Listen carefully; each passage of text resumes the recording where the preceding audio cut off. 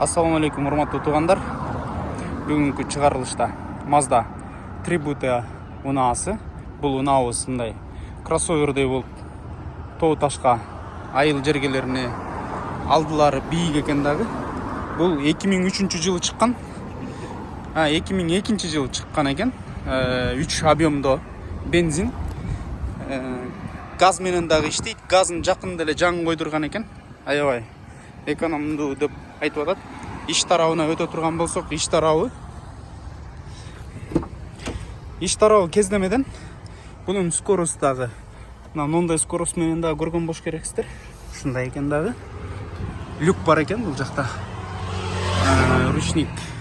Бул жагында экен, ичтери таза экен салонда. Салонундай айрылган, тытылган жерлер жок экен дагы. Салонундай свежий көрүнүп турат экен. Артыңкы салону.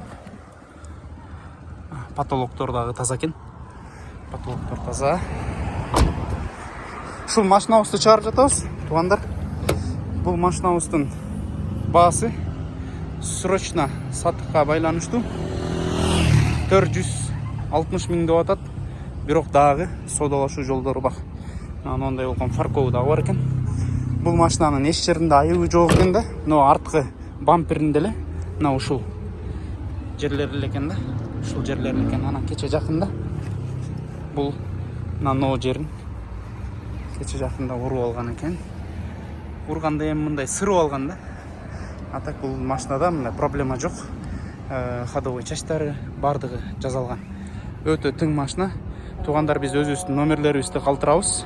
Газ бензин менен 2002-жылы чыккан Mazda Tributo. Биздерге кабарлаша бересиздер.